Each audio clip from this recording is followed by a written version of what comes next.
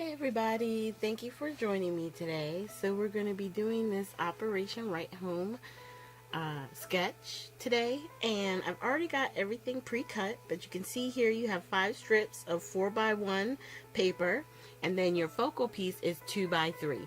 And for the mat, I made mine 2 1/8 by 3 1/8. Okay, so just showing you here the few scraps that I have left, and I have enough that I could probably make at least 2 more cards if I wanted to, but I just wanted to show you, what we were working with as far as for these 2 particular cards. So I've already cut out, like I said, my 5 strips, and they're 4 by 1 inch.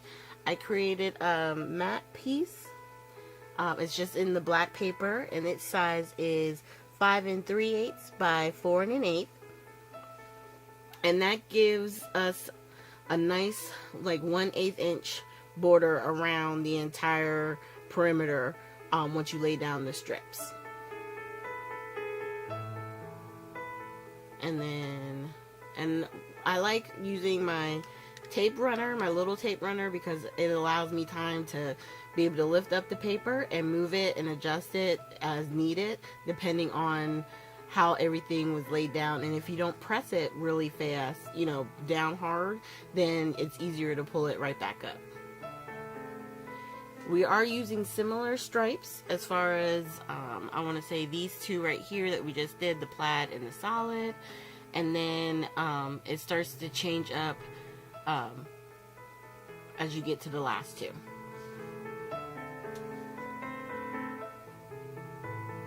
Once again, just moving it around, just wanting to make sure that everything is nice and even and it looks well placed together. You don't want any, large gaps in one area as compared to others. So, I'm just trying to be mindful of that as I'm putting it together. Now for the sentiment, I actually decided to do my sentiment going sideways. So I already heat embossed this happy birthday with the butterfly, and you can do it sideways, I'm showing you on the left, or you can do it the vertical, which matches exactly to the sketch. But this is just showing you that there's a lot of different options and choices that you can do with these sketches.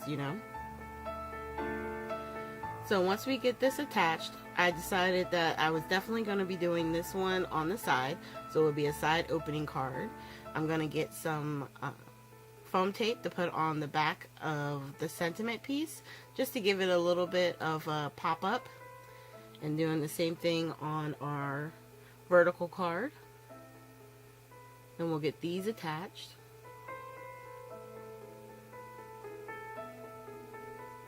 And if I was to turn that one vertical, you would see it matches the sketch exactly.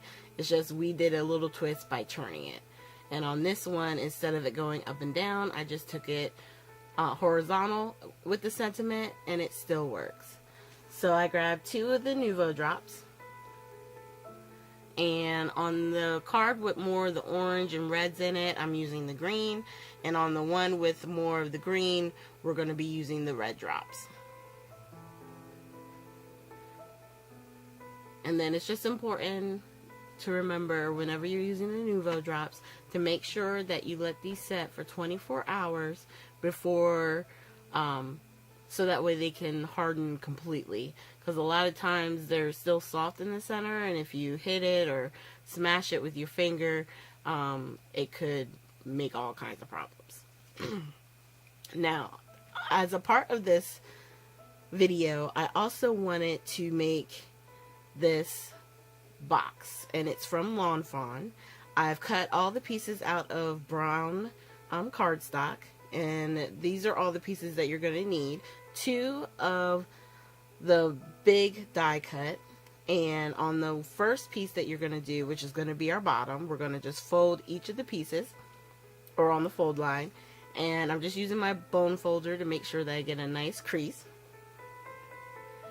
And once those are all folded up and ready to go, we're going to put glue on all the flaps and attach those so that way they lay nice and flat and even up against the shorter side.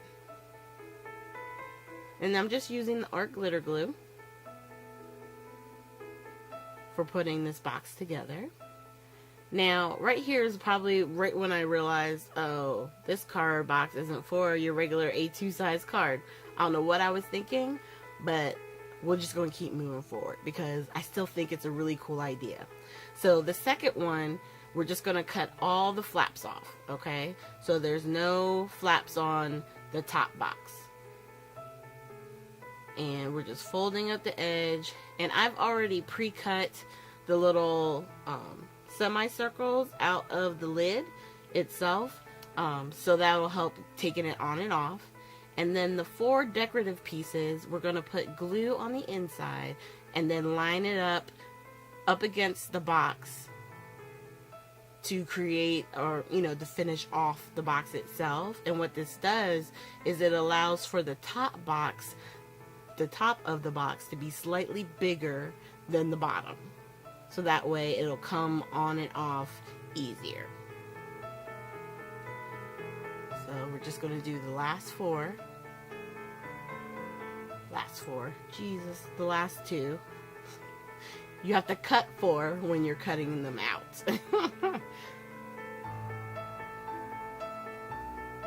And I'm just making sure everything is lined up because it comes right to the edge.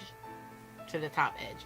And really what's cool with this is you could do this you could have cut it in pattern paper, you could have cut it in black or something contrasting, and those decorative pieces would stand out. Just for the purpose of this video though, I just did it in the brown so that way, it was just easier with die cutting all the pieces out. So it also comes with a bow and band, like a belly band for your box. So we're just going to go ahead and put this bow together. I took my everything tool and used it to kind of help curve our bow so that way it would have nice roundness to it. I did find I'm using a thicker paper, so it took a little bit more working with it because it wanted to have more harsh lines than be a nice soft circle. And then here I realized I put it on backwards, so I had to take it off and then flip it around the tails for the bow. But it's all good.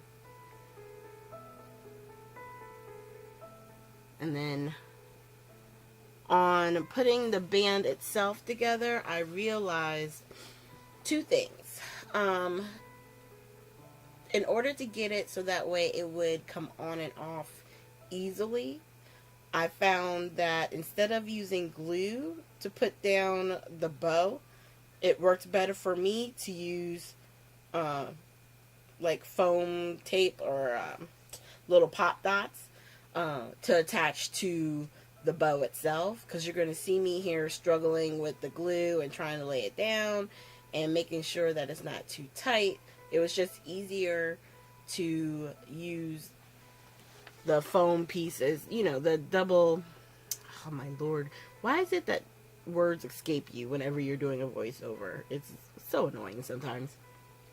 But anyway, the moral of the story is, the glue part, it was frustrating, and when I tried to do it on its own, then I realized, well, I couldn't get it back onto the box.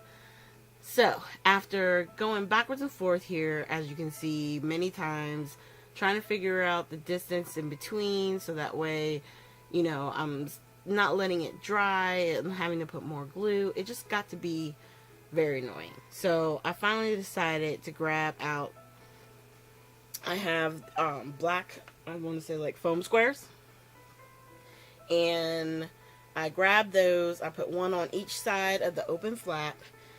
And once I lay it down, I actually pushed it up more towards the top so I would have more of a correct width. So that way it would be easy to take it on and off. Alright, so now, once I realized this was a smaller box, the cards that I made for the 1 12x12 sheet and the 20 cards would fit in this box because it's 3.5 by 5 inch for the card sizes.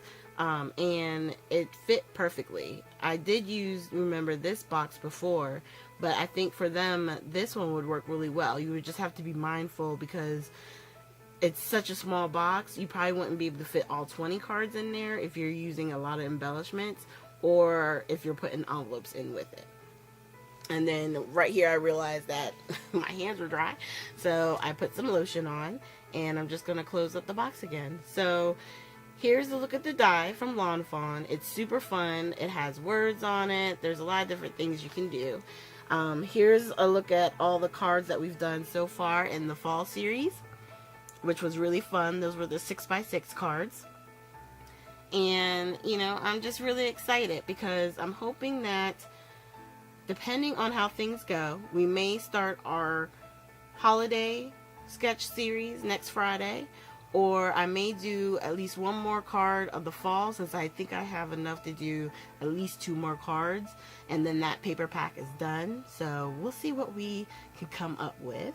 I want to thank you guys so much for joining me. Make sure you hit the like, subscribe, and share button. At the very end of this video, we will have links to previous Friday sketch videos, and I will see you guys this Sunday with our coloring video where we have fun with watercolor, sometimes color pencils, a lot of different mediums, but it's all, you know, really focusing on just coloring. So thank you guys so much. I hope you have a great weekend.